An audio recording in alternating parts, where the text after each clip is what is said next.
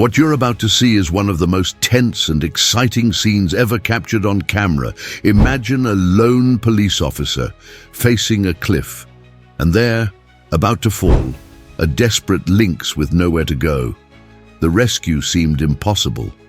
But what happened next is not for the faint of heart, and I guarantee you'll be surprised by every detail of this story. Subscribe to the channel now and hit the notification bell so you don't miss the incredible conclusion that awaits you right after. Twilight descended silently over the vast wilderness bordering the small town of Pine Ridge, Montana. The fading light painted the sky in hues of orange and purple, casting long shadows across the ancient forest that stretched toward the towering mountains of Granite Peak Reserve. To most people, this was just another day ending. But to Jack Harrington, the veteran wildlife officer who had patrolled these lands alone for nearly 15 years, it was a sacred transition, the moment when day creatures sought shelter and night dwellers emerged from their hiding places. Jack moved through the forest with the quiet confidence of someone who belonged there. His weathered face, etched with lines from years of sun and wind exposure, remained alert as he followed a familiar trail. At 45, he knew every creek, every ridge, and every whisper these woods had to offer. This forest was more than his jurisdiction. It was his home, his sanctuary, and his purpose. "Evening, old friends," he murmured to the towering pines as a cool breeze rustled their branches in response. His radio crackled occasionally with routine check-ins from dispatch, but otherwise, the forest's symphony of natural sounds prevailed until something unusual cut through the tranquility. A sharp, distressed cry echoed from somewhere ahead. Jack froze, his senses heightened. That wasn't the call of any common animal in these parts. It came again, desperate and haunting, from the direction of Moonlight Cliff, one of the most treacherous spots in the entire reserve. "This can't be good," he muttered, quickening his pace while keeping his footfalls nearly silent. Years of tracking had taught him to move through these woods like a ghost. The path narrowed and steepened as he approached the cliff area. Dying light made navigation increasingly difficult, but Jack didn't need much visibility here. He could navigate this terrain blindfolded if necessary. Another cry, weaker this time, guided him forward until he reached the cliff's edge. What he saw next made his breath catch in his throat. Clinging precariously to a narrow ledge about 15 feet below the cliff edge was a Canadian lynx, an animal so rare in this region that most locals believed they had vanished decades ago. The magnificent creature, with its distinctive tufted ears and spotted coat, was struggling to maintain its position on the crumbling outcrop. One wrong move, and it would plummet hundreds of feet to the jagged rocks below. "Well, I'll be damned," Jack whispered in awe. "You're supposed to be a ghost around these parts." The lynx hissed weakly, its amber eyes reflecting fear and exhaustion. Jack could see that one of its paws was injured, likely explaining why it had ended up in this deadly predicament. Without hesitation, Jack radioed dispatch. "This is Officer Harrington. I'm at Moonlight Cliff. Got a situation with endangered wildlife. Going radio silent for rescue operation. We'll check back in 30. He didn't wait for a response before switching off his radio. This would require all his concentration. Retrieving a rope from his pack, Jack secured one end to a sturdy pine and tested it with his full weight. Satisfied, he began his careful descent toward the stranded lynx. Every movement was deliberate, every foothold tested before committing his weight. One mistake would mean disaster for both of them. "Easy now," he called softly to the lynx, which watched him with wary intensity. "I'm not here to hurt you, just trying to get us both out of this mess." The ledge, where the lynx was trapped, had been created by a recent landslide, leaving a precarious shelf of loose rock and soil. Jack could see it wouldn't hold much longer. Minutes, perhaps, not hours. As he inched closer, the lynx flattened its ears and growled a warning. "Yeah, I get it. You're scared. So am I, buddy," Jack admitted, edging closer. But we don't have many options here. With painstaking precision, he maneuvered himself into position alongside the ledge. The lynx, surprisingly, didn't lash out. Instead, it seemed to assess Jack with an almost preternatural intelligence. "That's it. We understand each other, don't we?" Jack murmured, slowly unfurling a light emergency blanket from his pack. "This will be over quick." In one fluid motion, born from years of wildlife handling experience, Jack cast the blanket over the lynx and scooped the bundled animal into a secure hold against his chest. The lynx struggled, briefly then went still, as if recognizing that resistance would doom them both. The ascent was even more treacherous than the descent. Every handhold had to support both their weights, and Jack's muscles screamed with the effort. Sweat poured down his face, despite the cool evening air.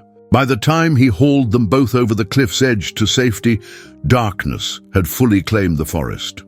Carefully placing the bundle on level ground, Jack unwrapped the blanket enough to examine the lynx in the beam of his flashlight. It was then that he noticed something unexpected, a crude collar around the animal's neck, fashioned from what appeared to be hand-tooled leather with some kind of primitive tracking device attached. It wasn't any official wildlife management tag he'd ever seen. "Now, where did you get this?" he murmured, growing more puzzled. No conservation project was officially tracking lynx in this area. He would have been informed. This was something else entirely. The lynx's injured paw looked swollen, but not life-threatening. Still, the animal needed medical attention. Jack retrieved a collapsible carrier from his vehicle, parked a quarter-mile away, and gently transferred the exhausted lynx inside. The drive to town was filled with questions that multiplied with each passing mile. Canadian lynx were extremely rare in this part of Montana, presumed to have vanished from the region decades ago due to habitat loss and hunting. Finding one was remarkable enough, but finding one with an unauthorized tracking device raised disturbing possibilities. Pine Ridge was a town of barely 3,000 souls, nestled between the wilderness and the modern world. Most buildings dated back to the early 1900s, giving the main street a timeless quality that tourists found charming. But at this late hour, the streets were deserted, save for the golden glow of windows and the occasional porch light. Jack drove past the darkened storefronts until he reached a small house set back from the road with a discreet sign reading Miller Veterinary Services. He had called ahead, and Dr. Sarah Miller was waiting at the door. "When you said emergency, I expected someone's injured hunting dog," she said, her eyes widening at the sight of the carrier. "Is that what I think it is?" "Canadian lynx," Jack confirmed, carrying the container inside. "Found him stranded on Moonlight Cliff, about to fall to his death. But that's not the strangest part." In the bright light of Sarah's examination room, the collar looked even more out of place. It was definitely handcrafted, with symbols etched into the leather that neither of them recognized. "This isn't standard fish and wildlife issue," Sarah said, carefully removing it while the sedated lynx lay still on her table. "And look at this. The tracking device is primitive, but effective. Someone wants to know where this animal goes, but doesn't want anyone else to know they're tracking it." "Exactly what I was thinking," Jack nodded, his expression growing more troubled. "But why?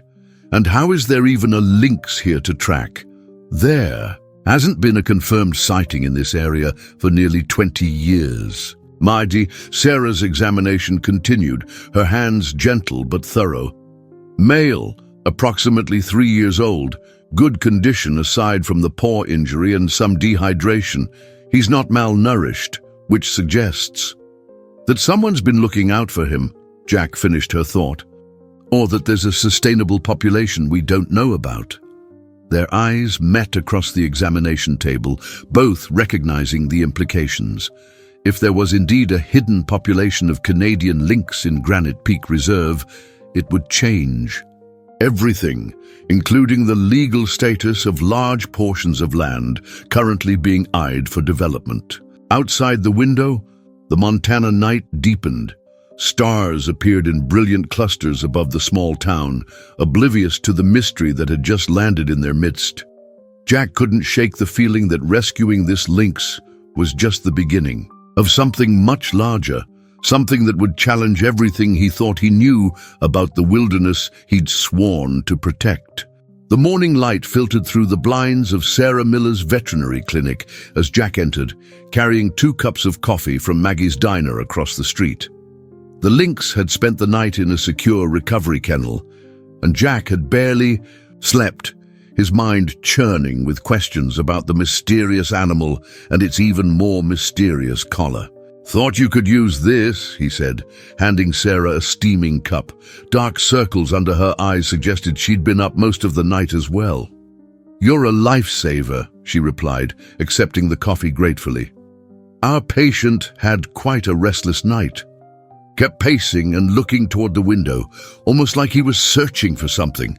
Jack moved to the kennel where the lynx sat alert, its amber eyes following his every movement. The animal seemed different in daylight, more regal, more purposeful somehow. "Any ideas about the collar?" Jack asked, crouching to eye level with the magnificent creature. Sarah shook her head. "I've been researching all night. It's definitely not government issue, and the technology is peculiar, almost like someone cobbled together components from different decades. Effective, but intentionally off-grid." Jack's phone buzzed. It was Tyler Brooks, his supervisor at the Wildlife Management Department. "You'd better take this," he said, stepping outside. "Jack, heard you brought in a lynx last night?" Tyler's voice was casual, but something in his tone put Jack on edge. "News travels fast," Jack replied, keeping his voice neutral. "Found him, stranded on Moonlight Cliff. Well, I've got someone from Granite Development Partners dropping by your station this morning. They're interested in your find." "Development Partners? Why would they care about a lynx?" There was a slight pause. "They're the ones funding the new conservation survey, remember? Just professional courtesy. Around 10 a.m. work for you?" "Sure," Jack answered, disconnecting with a frown. Something felt off. The development company had only shown interest in conservation efforts after their proposal to build a luxury resort near Granite Peak had faced public resistance. Their sudden interest in a single lynx seemed strange. When he returned inside, the lynx was watching him intently through the kennel bars. "Your presence is requested at a meeting," Jack told the animal with a wry smile. "Apparently you're quite the celebrity." "He's stable enough to be released soon," Sarah noted, checking the bandaged paw, "though I'd recommend a few more days of observation." Jack nodded, studying the symbols on the collar, which now lay on the counter. "I need to figure out what this means first. These markings remind me of something, but I can't place it." As Sarah prepared antibiotics for the lynx, Jack snapped photos of the collar from various angles. "I'm going to head to the station for that meeting, then swing by the library archives. There's someone else I want to consult about this." The Pine Ridge Wildlife Management Station was little more than a cabin with an office attachment tucked away at the edge of town. Jack arrived early, intending to review his incident report before the visitors arrived. He was surprised to find Tyler already there, looking uncharacteristically polished in a button-down shirt instead of his usual field gear. "The development folks are pretty excited about your find," Tyler said, leaning against Jack's desk. "Could be good publicity for everyone." "Since when do we use endangered species for publicity?" Jack asked, unable to keep the edge from his voice. He'd worked with Tyler for 8 years, but had never seen him so eager to please corporate interests. Before Tyler could respond, the ducker opened to admit a striking man in an impeccably tailored suit, a rarity in Pine Ridge. He moved with the confidence of someone accustomed to commanding attention. "Officer Harrington," the man extended his hand. "Mason Reed, Executive Director of Granite Development Partners. I've heard impressive things about your rescue yesterday." Jack shook the offered hand, noting the firm grip and calculating gaze. "Just doing my job." Heroics aside, Mason continued, smoothly, we're particularly interested in the animal itself. Canadian lynx are extremely rare in this area, which makes your find scientifically significant. And potentially legally significant, Jack added, watching Mason carefully, since they're federally protected. A flicker of something, annoyance perhaps, crossed Mason's face before his professional smile returned. Exactly why we'd like to offer our company's resources. We have wildlife biologists on retainer who specialize in endangered species.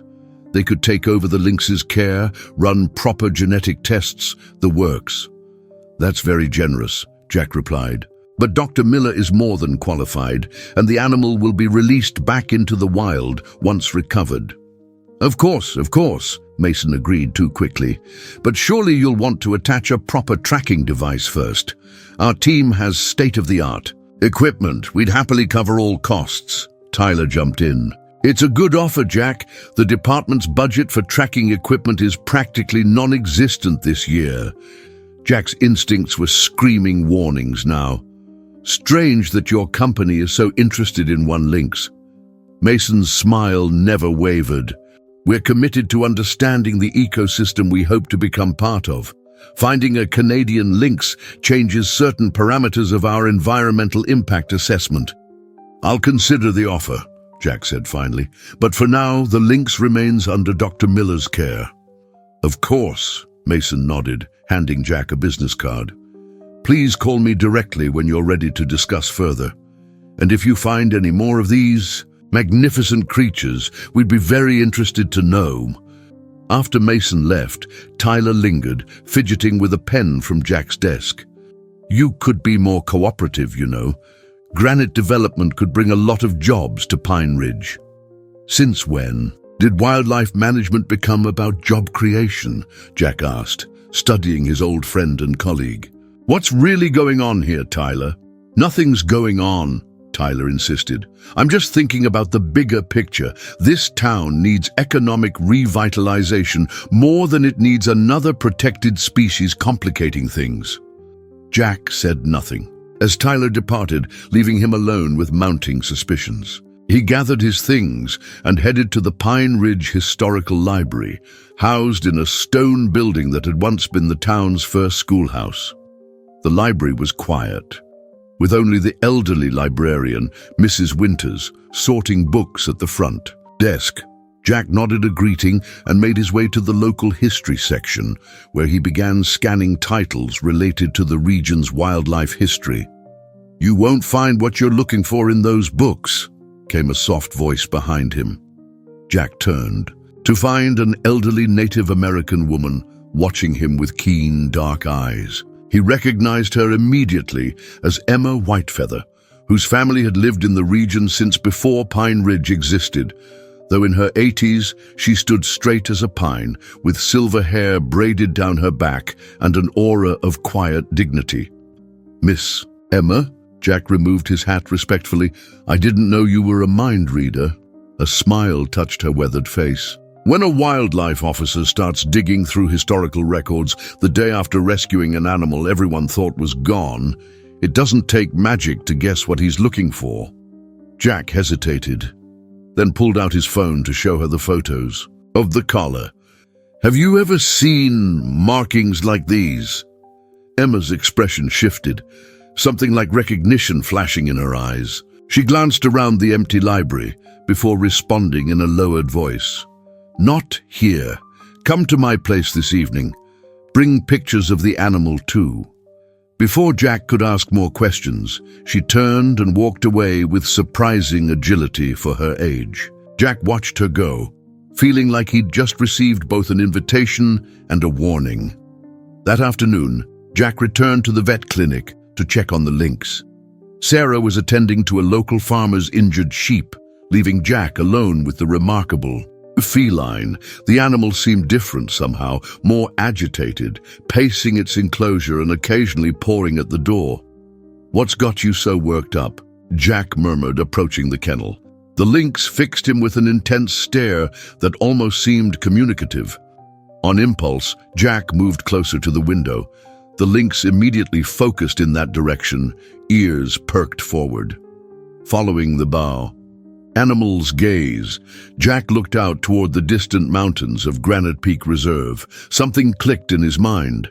The lynx wasn't just restless, it was trying to return somewhere specific. "You've got family out there, don't you?" Jack whispered. "Or maybe something even more important." Jack's cell phone rang, displaying Tyler's number. He let it go to voicemail. Whatever his supervisor wanted, it could wait. Right now, Jack had a different appointment to keep, one that might finally provide some answers. Emma Whitefeather's cabin sat on the outskirts of town, nestled against the wilderness boundary. It was simple, but well-maintained, with smoke curling from the chimney and carefully tended native plants surrounding the porch. As Jack approached, he noticed how perfectly the dwelling blended with its natural surroundings, almost as if it had grown from the earth itself.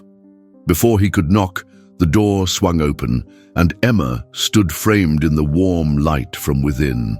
"I've been expecting you, Jack Harrington," she said, as if they had arranged a precise meeting time. "The forest has been whispering your name all day."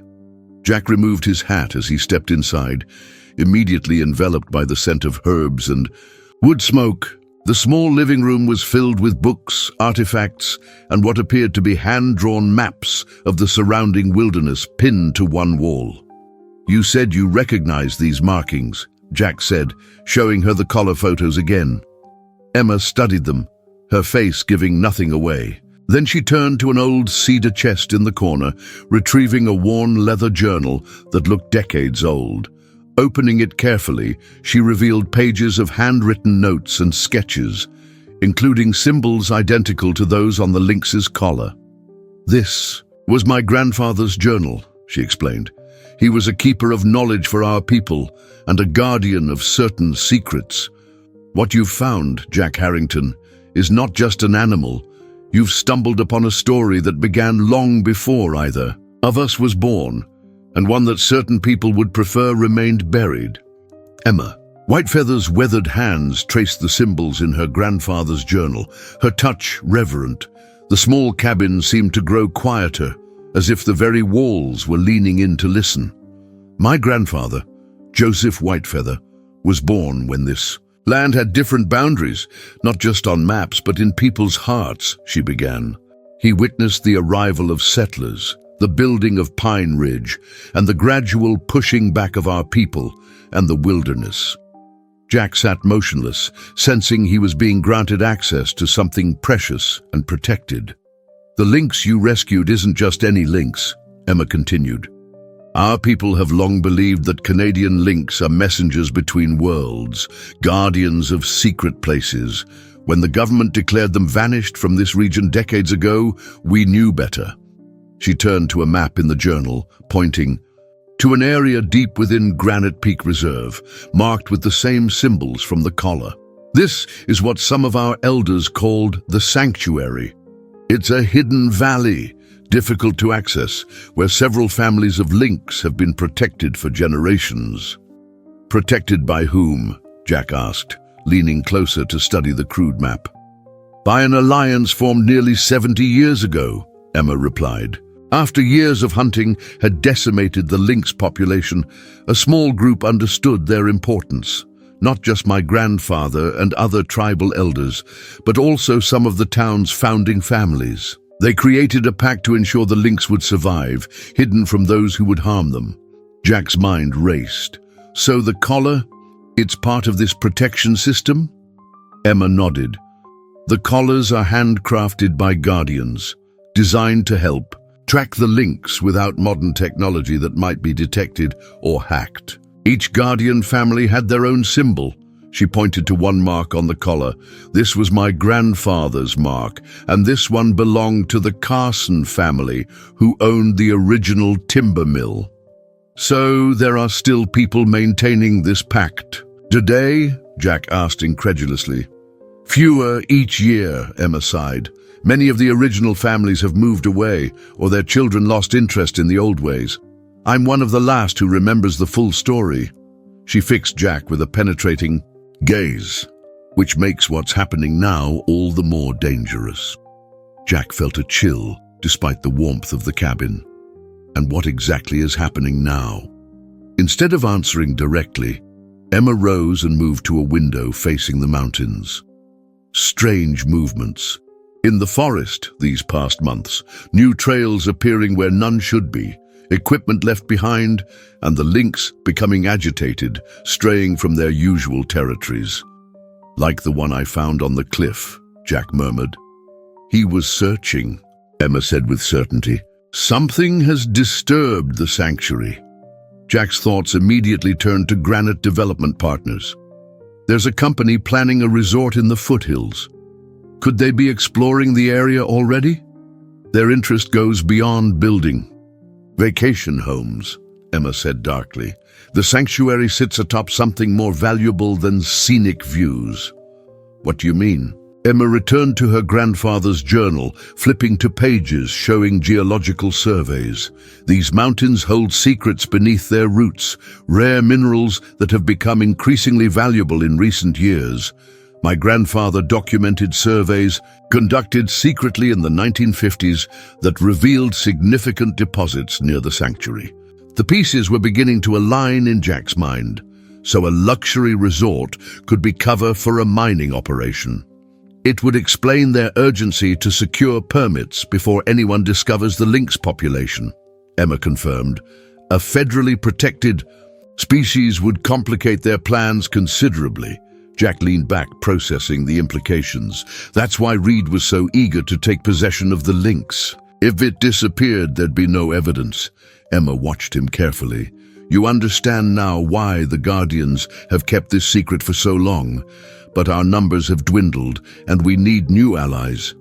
She reached out, touching Jack's arm. The Lynx chose you, Jack Harrington. They do not make such choices lightly. Before Jack could respond, his phone vibrated with a text message from Sarah. Lynx agitated. Something's wrong. Come quick. I need to go, Jack said, showing Emma the message. The Lynx at the clinic is distressed. Emma rose immediately. I'm coming with you. This is not coincidence. The drive to Sarah's clinic took less than 10 minutes, but Jack's apprehension grew with each passing moment. Something about the urgency in Sarah's message suggested more than routine animal behavior. They arrived to find Sarah standing anxiously at the door. I was about to call you again, she said, her face tight with worry. Someone tried to break in through the back. When I heard the noise and went to check, they ran off. Inside, the lynx was pacing frantically, in its enclosure, emitting low growls unlike anything Jack had heard before.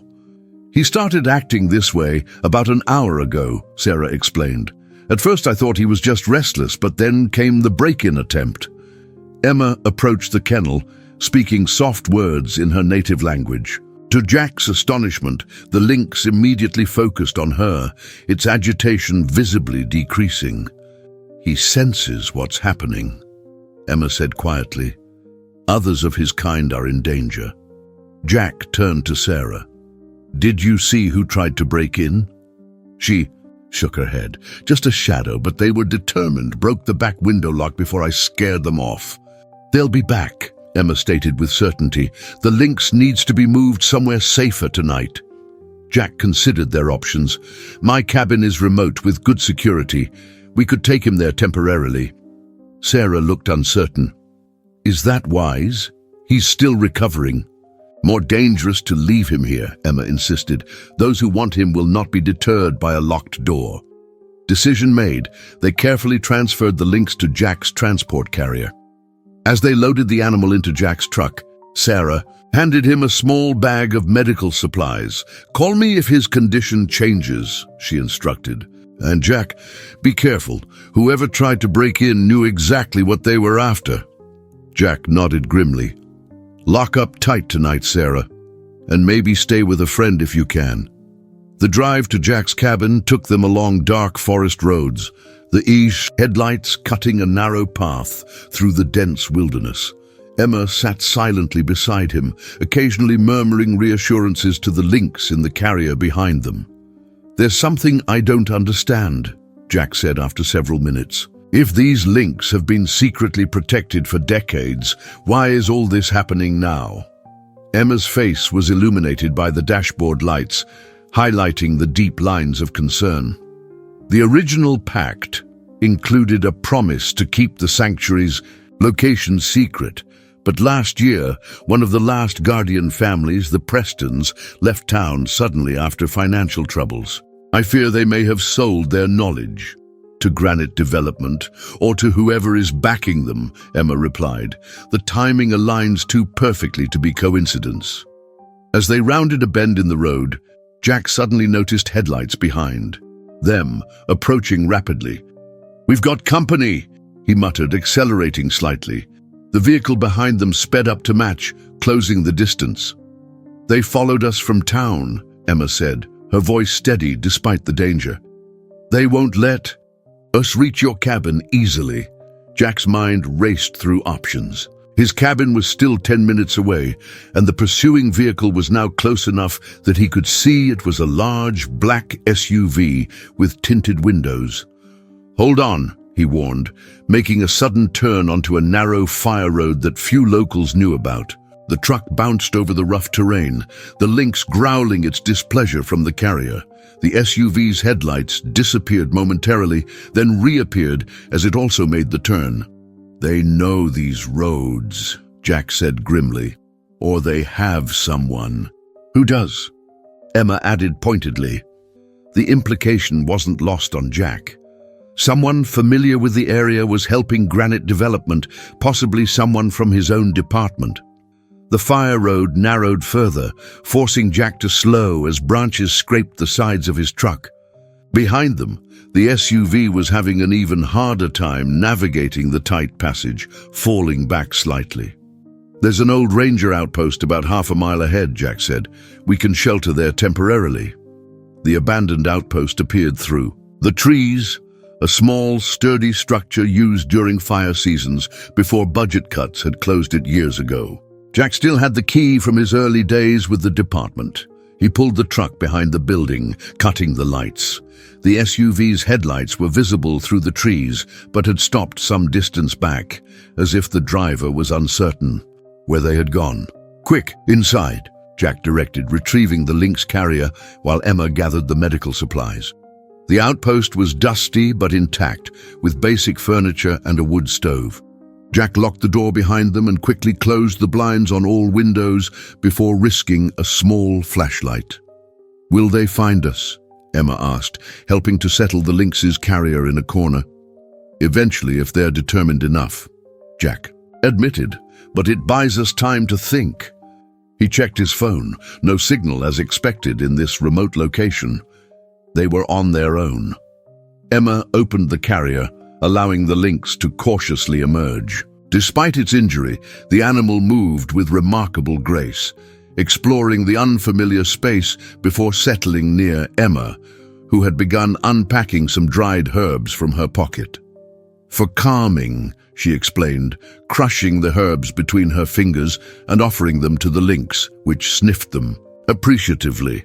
Jack watched this interaction with fascination. "He trusts you completely." "Not me," Emma corrected. "The symbol on his collar. He recognizes me as a guardian." Outside, the faint sound of car doors closing suggested their pursuers had not given up. Jack moved to a window, carefully peering through a crack in the blinds. Flashlight beams were visible through the trees, moving in their direction. "We need a plan," he said urgently. "They're coming this way." Emma seemed remarkably calm as she stroked the Lynx's head. "This outpost, does it have a cellar or storage area?" "Yes, there's a small root cellar accessed from outside. Rangers used to store supplies there." "Perfect." Emma nodded. "I'll hide with the Lynx there. You confront them openly, act like you're alone, taking shelter after noticing you were followed." Jack considered this strategy. They might search the place. The cellar entrance is overgrown. Difficult to spot unless you know it's there, Emma countered. "And our friend here will stay quiet. He understands more than you might think." As if to confirm her words, the Lynx had become perfectly still, watching them with alert intelligence. "What if they're armed?" Jack asked, the reality of their situation sinking in. Emma's eyes hardened. "These people want to avoid attention, not create it. They won't risk harming a wildlife officer. Too many questions. They just want the Lynx to disappear quietly." The flashlight beams were drawing closer. Jack made his decision. "There's a trapdoor beneath that rug," he said, pointing. "It leads to a crawl space connected to the root cellar. Hurry." As Emma and the Lynx disappeared into the hidden space, Jack quickly restored the room to look undisturbed. Then he settled into a chair and waited, his ranger jacket visible, his expression calm despite the pounding of his heart. The footsteps outside grew louder, then stopped at the door. A heavy knock followed. "Wildlife management," Jack called out casually. "Who's there?" "Jack?" The voice was familiar. Tyler Brooks. "What the hell are you doing out here?" Jack opened the door to find his supervisor standing there with two men he didn't recognize, both wearing Granite Development logos on their jackets. "I could ask you the same thing," Jack replied coolly, "especially with company representatives. At this hour." Tyler looked uncomfortable. "We were concerned when Dr. Miller reported a break-in attempt. Then when no one could reach you, well, we thought you might have run into trouble. So you followed me." Jack's disbelief was evident. "Without identifying yourselves, at night, on back roads." One of the development men stepped forward. "We're just concerned about the Lynx, Officer Harrington. It's a valuable specimen for our environmental survey." "The Lynx is safe," Jack stated firmly, "and not currently your concern." "Actually," Tyler interjected, "I've authorized transfer of the animal to Granite Development's wildlife experts effective immediately. Where is it, Jack?" The standoff was clear now. Jack alone against three men, one of whom he had trusted for years. But beneath the floorboards, unseen and unsuspected, lay evidence of a greater betrayal than he had imagined. And somewhere out in the darkness of the forest, the truth about the sanctuary waited to be revealed or forever silenced. Jack stood in the doorway of the old ranger outpost, intentionally blocking entry while maintaining a calm facade. Lynx has been transported to a secure rehabilitation facility," he lied smoothly. "State wildlife authorities took charge of the case this afternoon." Tyler's face tightened. "That's not possible. I'm your direct supervisor. Any transfer would have required my approval."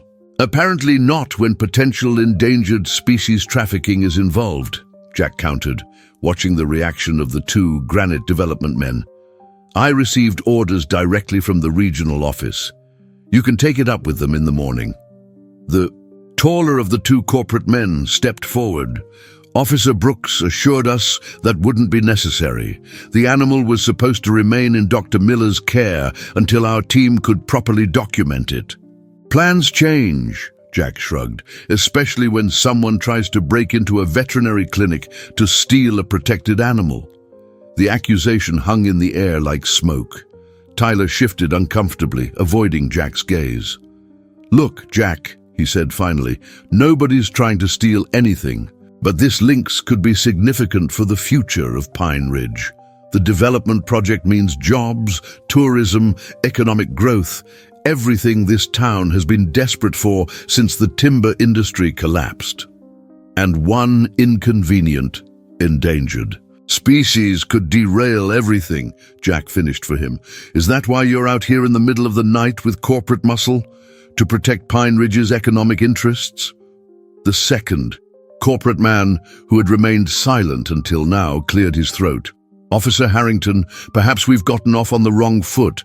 Mason Reed speaks very highly of your dedication to wildlife conservation.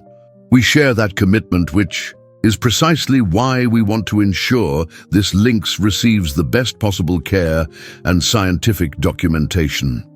Jack studied the man's practiced smile, recognizing the smooth delivery of someone well-versed in corporate diplomacy. And your name is? Richard Blackwood, Vice President of Environmental Compliance for Granite Development Partners. He offered a business card which Jack deliberately didn't take. Well, Mr. Blackwood, as I've explained, the Lynx is no longer under local jurisdiction. If your company wishes to participate in the research, you'll need to contact the Regional Wildlife Authority. Jack made a show of checking his watch. Now, if you'll excuse me, I was about to turn in for the night. Tyler took a half step forward. Jack, I need to verify your story. This isn't like you going around proper channels. You mean like bringing corporate representatives on an unauthorized night pursuit of a wildlife officer? Jack raised an eyebrow. Tell you what, Tyler, call it in yourself. I'm sure the regional director would love to hear about tonight's events. Jack could see the calculation in Tyler's eyes, testing whether Jack was bluffing, weighing the risks of escalation. We'll straighten this out in the morning, Tyler finally conceded, backing away. But this conversation isn't over, Jack. I'm counting on it, Jack replied evenly. He watched as the three men returned to their vehicle, noting how Blackwood lingered, surveying the outpost with suspicious eyes before finally joining the others. Only when their taillights had disappeared into the forest did Jack close and lock the door, exhaling a long-held breath. They're gone, he announced, moving to the trapdoor. Emma emerged first, with the Lynx following gracefully despite its injured paw. Tyler Brooks has chosen his side, she said quietly. Seems that way, Jack agreed, his expression troubled, though I still don't understand how deep this goes. Tyler's been dedicated to conservation his entire career. Money changes people, Emma observed, as does fear of becoming irrelevant. Pine Ridge has been shrinking for years. Perhaps he truly believes this development is the town's only hope. Jack moved to the window, scanning the darkness. We can't stay here. They might come back with reinforcements or a more official pretense. Agreed. But where can we go that's safe? Jack considered their limited options. There's only one place they won't look for us immediately, the forest itself, specifically the direction of this sanctuary. Emma's eyes widened. You want to find it? Tonight? We need proof, Emma. Hard evidence of a Lynx population to force official protection. Status. Otherwise, it's just your word against a corporation with very deep pockets. Jack began gathering supplies from the outpost's emergency cache. Can you guide us there? I haven't been to the sanctuary in nearly 15 years, Emma admitted, but yes, I believe I can find the way. It's at least a full day's journey on foot, however, difficult terrain, deliberately kept that way to discourage casual explorers. Jack nodded toward the Lynx, which had settled into a watchful crouch near the door. I think we might have a guide who knows a more direct route. Emma's face softened with understanding. Yes, he's been trying to return there since you rescued him. By dawn, they were deep in the wilderness, following game trails that gradually disappeared into increasingly rugged terrain. The Lynx moved ahead of them with surprising energy, occasionally doubling back as if checking that they were still following. Jack had left his truck at the outpost, a calculated risk, but taking it would have left an obvious trail, and the areas ahead were inaccessible by vehicle anyway. They traveled light, water, some food, basic survival gear, and the medical supplies for the Lynx. Emma moved through the forest with the quiet competence of someone reconnecting with familiar territory despite her age. My grandfather brought me this way many times in my youth, she explained as they navigated a particularly steep section. The path to the sanctuary is not on any map, passed only through direct experience. By midday, they had reached higher elevation, offering brief glimpses of the vast wilderness below. During a short rest, Jack used a small pair of binoculars to scan the expanse. No sign of pursuit yet, he reported, but we should keep moving. The Lynx, which had been patiently waiting nearby, rose immediately as if understanding. He's taking us a different way than I remember, Emma observed as they continued, a more direct route, though more challenging. The afternoon brought them to a narrow ravine with a swift-flowing stream. The lynx hesitated at the water's edge, testing its injured paw gingerly. "The water's too high for him to cross comfortably," Jack noted. "We'll need to find another way." Emma pointed upstream. "There used to be a fallen log crossing about half a mile up. If it's still there." They followed the stream's course, the terrain growing more difficult with each step. When they reached the location, Emma had remembered they found the log had long since been washed away, leaving a gap of about 15 feet over churning water. "We'll have to improvise," Jack decided, searching the area until he found a sturdy young pine that had partially uprooted in a recent storm. Working together, they managed to push it fully over, creating a makeshift bridge. Jack crossed first, testing each step carefully, then called the lynx. The animal watched him intently, but didn't move. "He won't cross without Emma," Jack realized. "He trusts her as a guardian." Emma nodded and carefully made her way across, speaking softly to the lynx in her native language. Only then did the animal follow, moving with delicate precision despite its injury. As the day waned, the lynx led them to a series of rocky outcroppings that appeared impassable. Yet the animal moved confidently toward a narrow, nearly invisible, crevice between two massive boulders.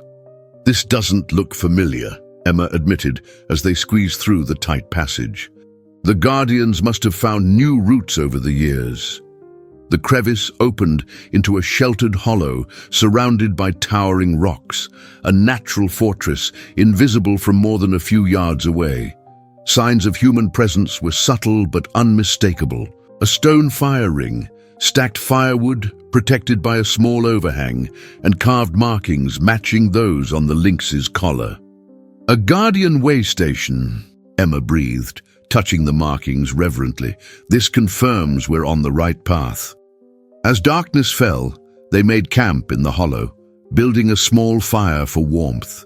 The lynx settled nearby, seemingly content to rest in this familiar refuge. Over a simple meal of trail rations, Jack and Emma discussed their next steps. "How much farther to the sanctuary?" Jack asked. "If I remember correctly, about half a day's journey from here," Emma replied. "But Jack, something has been troubling me since we started. The lynx is leading us very directly, almost urgently. I fear something might be wrong at the sanctuary itself." Jack had noticed the same thing. "You think Granite Development might have already found it?" "It's possible," Emma nodded gravely. "If they obtained information from the Preston family about the location, they might have sent scouts ahead while distracting us with the corporate meetings and permit discussions in town." Jack's expression darkened. "That would explain their keen interest in the lynx I rescued. They're not just worried about endangered species regulations, they're trying to eliminate evidence that could expose whatever they're doing out here." Emma stared into the fire, her weathered face illuminated by the flickering light. "There's something else you should know about the sanctuary, Jack. It's not just a refuge for lynx, it's where the Guardians have documented the ecosystem for generations." She reached into her jacket, pulling out a small, weatherproof notebook. "I brought this from my grandfather's collection. It contains detailed records of the area's geology, plant life, animal populations, everything that makes this place unique and worth protecting." Jack leafed through the notebook with growing appreciation. "This is incredible, Emma. With this level of documentation, we could potentially secure permanent protection status for the entire region. Exactly what Granite Development fears," she confirmed, "and why we must reach the sanctuary before they destroy whatever evidence remains." As night deepened, Jack took first watch while Emma rested. The lynx remained alert beside him, its amber eyes reflecting the dying firelight. In the profound silence of the wilderness, Jack could almost believe they were the only living souls for miles, until a distant sound caught his attention. It was faint but unmistakable, The mechanical growl of heavy equipment echoing through the mountains from somewhere ahead. "Emma," he called softly, waking her. "Listen." She sat up immediately, her expression changing as she registered the sound. "That's coming from the direction of the sanctuary." The Lynx had risen too, pacing anxiously with ears pricked forward. "They're already there," Jack realized. Aloud, and they're not just exploring, they're excavating. Under cover of darkness, away from prying eyes, Emma added grimly, "We need to see exactly what they're doing before we expose them." Jack checked the time. Just past midnight. If we travel through the night, how soon could we reach an observation point? "There's a ridge overlooking the Sanctuary Valley," Emma replied. "We could reach it by dawn if we push hard." The Lynx, as if understanding their urgency, had already moved to the exit of the hollow, looking back at them expectantly. "Then we don't waste any more time," Jack decided, quickly packing their gear. Whatever they're doing out there, they're clearly rushing to complete it before anyone discovers the truth. They set out under a canopy of stars, the distant mechanical sounds their grim compass. The Lynx led them with unwavering purpose through terrain that would have been nearly impossible to navigate without his guidance, narrow passages between sheer rock faces, hidden switchbacks up steep inclines, and natural pathways invisible to untrained eyes. By the first pale light of dawn, they had reached the ridge Emma had mentioned. Lying flat against the rocky ground, Jack used his binoculars to survey the valley below, and what he saw made his blood run cold. The sanctuary, a hidden valley that should have been pristine wilderness, had been partially transformed into an industrial site. Heavy machinery carved into the earth at the valley's edge, while temporary structures housed equipment and personnel. Powerful lights illuminated the operation despite the approaching daylight, suggesting round-the-clock work. "They're not building a resort," Jack whispered grimly. "This is a mining operation, pure and simple." Emma took the binoculars, her hands trembling slightly as she looked. "The main Lynx denning areas are on the far side," she said, pointing, "but they're advancing in that direction." As they watched, a large truck departed from the site, following a newly created road that wound through the forest, a clandestine route for removing whatever resources they were extracting. "We need to document this," Jack said, taking out his phone to capture photos. "And we need to find evidence of the Lynx population before they destroy it completely." The valley that should have been a sanctuary had become a battlefield, a confrontation between preservation and exploitation, between ancient pacts and modern greed. And Jack Harrington, standing on that ridge with Emma Whitefeather and a wounded Lynx, understood that the next few hours would determine not just the fate of this hidden place, but the future of Pine Ridge itself. The morning sun climbed higher as Jack and Emma observed the unauthorized mining operation from their concealed position on the ridge. Through the binoculars, Jack counted at least 15 workers, 3 excavators, and several heavy-duty trucks, all operating in what should have been protected wilderness. The scope of the operation was staggering, far larger than he had initially feared. They had cleared nearly 2 acres of pristine forest and dug multiple test pits that scarred the valley floor like open wounds. "They've been at this for weeks," he muttered, noting the progress of the excavation. "Right under everyone's noses. The environmental damage is already extensive." Emma pointed to the far side of the valley, her weathered hand steady despite her age. "The main Lynx denning area is in those rock formations. We need to verify if any remain. The cubs would be particularly vulnerable right now, old enough to explore, but not experienced enough to avoid human dangers." Jack studied the terrain between their position and the potential denning sites, calculating their options. The valley floor was too exposed. They would be spotted immediately if they tried to cross directly. Workers in bright yellow safety vests moved purposefully among the machinery, and he noticed at least 4 armed security personnel patrolling the perimeter. but the ridgeline extended in a curve that might provide cover if they followed it around. Staying within the shadow of the tree line. We'll need to circle around, he decided, tracing the potential route with his finger. Stay high, use the tree line for cover, then descend on the far side. It'll take longer, but it's our only chance to remain undetected. The lynx had been watching the valley with unusual stillness, its body tense as a coiled spring. Every few moments, its ears would twitch toward distant sounds inaudible to human ears. Now it turned away from the mining operation, padding silently along the ridge in exactly the direction Jack had indicated, its injured paw barely affecting its graceful movement. "He knows where his family is," Emma said softly, a hint of wonder in her voice. "The connection between these animals is stronger than most humans understand. They communicate across distances in ways science has barely begun to comprehend." They followed the animal's lead, moving carefully through dense undergrowth that scratched at their clothing and skin. Jack noticed how Emma, despite her age, navigated the difficult terrain with practiced ease, her lifetime of connection to this land evident in every step.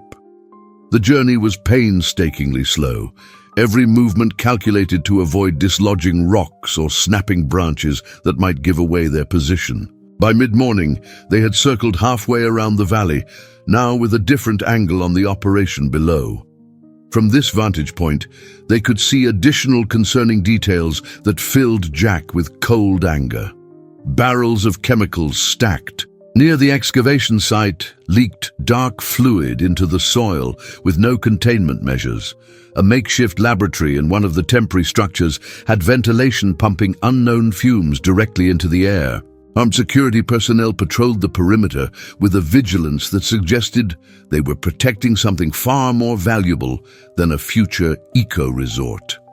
"This isn't just unauthorized mining," Jack realized aloud, his voice tight with controlled rage. "The chemicals, the lab equipment, they're using extraction techniques that would never get environmental approval.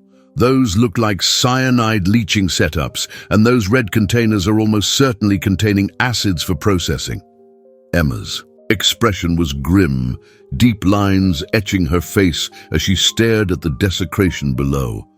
"Taking shortcuts to process whatever they're finding, regardless of the damage to the ecosystem. The groundwater in this valley feeds 3 major creek systems. If those chemicals reach the water table..." She didn't need to finish. Jack knew the potential impact.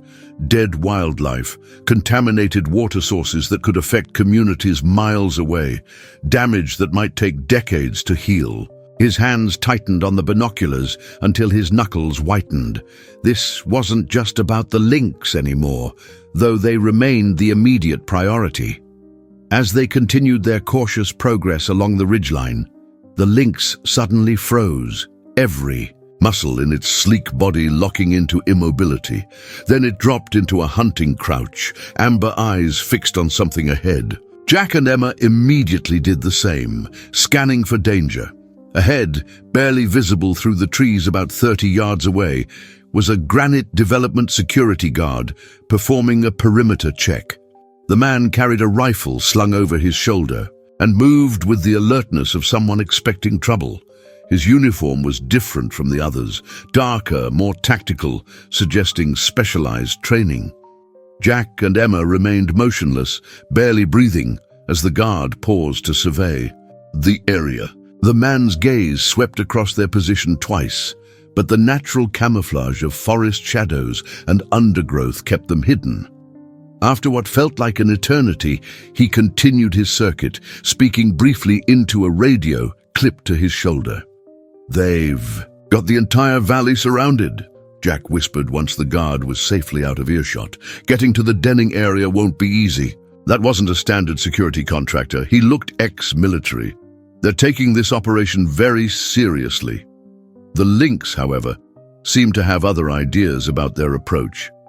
Once the guard was gone, it led them to a steep section of the ridge where a recent landslide had created a natural gully, partially obscured by fallen trees and debris. Seasonal rains had carved a narrow channel that meandered down toward the valley floor, hidden from sight by the natural devastation surrounding it. "He's showing us a way down," Emma realized, appreciation evident in her voice. "Nature provides its own secrets if you know how to read them." Descending required careful navigation. The loose rock was treacherous, threatening to trigger a secondary slide with any misstep. Jack went first, testing each foothold before committing his weight, then helping Emma navigate the more difficult sections. The route offered excellent concealment, invisible from the valley floor due to the natural debris and the angle of approach. When they finally reached the bottom, they found themselves in a section of dense forest that had so far escaped the mining operation's attention. Ancient pines towered overhead, their branches creating a cathedral-like canopy that filtered the sunlight into dappled patterns on the forest floor. The air was noticeably cooler here, carrying the scent of pine resin and wild herbs. The Lynx moved with increased purpose now, its limp almost forgotten as it led them toward a jumble of massive boulders and fallen trees that formed a natural labyrinth at the valley's edge. Decades of weathering had created countless crevices and small caves, perfect hiding places for creatures seeking shelter. "The perfect denning area," Jack observed, his professional assessment mixing with genuine admiration. "Excellent protection from predators. Multiple escape routes, hidden from view, south-facing for warmth. These animals know exactly what they're doing." As they approached, the Lynx paused at the edge of the rocky formation, lifting its head to emit a soft, distinctive call, different from any sound Jack had heard it make before. The vocalization wasn't loud, but seemed to carry in a directed way, like a focused whisper that traveled farther than it should. A moment of silence followed, tension building as they waited. Then, from within the rocky formation, came an answering call, similar but higher-pitched, followed by lighter, more tentative sounds. Emma's face lit up, years seemingly falling away in her moment of joy. "They're still here. Praise to the spirits of this land. They're still here." The Lynx moved forward confidently now, with Jack and Emma following at a respectful distance. As they rounded a large boulder, they witnessed a scene that made Jack's breath catch in his throat and sent a wave of emotion through him so powerful that he had to steady himself against the rock. In a protected hollow between two massive stones, warmed by a shaft of sunlight that penetrated the canopy, lay a female Canadian lynx with 3 half-grown cubs. All wore handcrafted collars similar to their rescued companion, though each with slightly different markings. The reunion was immediate and touching. The adult lynx greeted their returning family member with gentle head nudges and soft vocalizations, while the cubs bounced around excitedly, their playful energy a stark contrast to the danger surrounding their home. "A family unit," Jack whispered in awe, documenting the scene with his phone camera, being careful to capture clear images of the collars, as well as the distinct markings that identified them as Canadian lynx. Proof positive of an established breeding population. This female is clearly healthy, the cubs well-nourished. They've been thriving here, completely unknown to official wildlife management. Emma approached slowly, her movements deliberate and unthreatening. She spoke soft words in her native language, not commands, but something that sounded like an ancient greeting. The adult female lynx watched her cautiously, but didn't flee, seemingly recognizing the guardian symbols Emma wore on a small pendant around her neck, symbols that matched those on their collars. "There should be more," Emma said, looking troubled as she scanned the rocky area. "This sanctuary typically supported 3 to 4 family groups, according to my grandfather's records, at least 12 to 16 adult lynx, plus cubs each season." The male lynx they had brought suddenly tensed, looking deeper into the rocky labyrinth, ears pricked forward intently. Following its gaze, Jack noticed subtle but concerning signs: disturbed earth, broken branches, scraps of unfamiliar material caught on rocks. He moved forward to investigate, instincts honed by years of wildlife work, telling him something was wrong. What he found turned his concern to anger. Hidden among the rocks were small, professional-grade wildlife traps, the kind used for capture and relocation. Several showed signs of recent use, with tufts of lynx fur caught in the mechanisms. Nearby, he discovered a tracking device similar to those used by wildlife management agencies, but with the serial numbers filed off. "They're systematically removing the lynx," he concluded grimly, photographing each piece of evidence.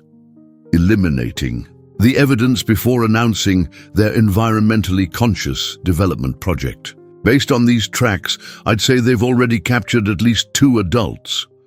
A sudden thought struck him as he connected more pieces of the puzzle. "Emma, what exactly are they mining here? You mentioned rare minerals. What specifically would justify this level of secrecy and investment?"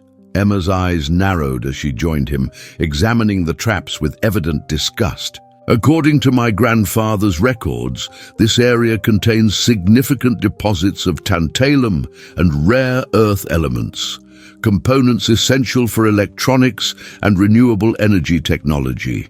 Their value has skyrocketed in recent years, especially as supply chains from traditional sources have become unstable. These minerals are the foundation of everything from smartphones to electric vehicles to military technology." Jack's mind raced, connecting the pieces into a coherent picture that was far more disturbing than he had initially imagined. So Granite isn't just building a resort.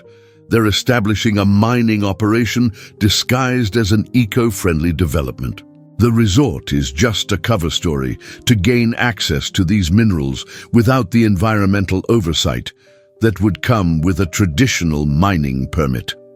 And removing the Lynx ensures no environmental protection orders can stop them, Emma added, her voice hardening.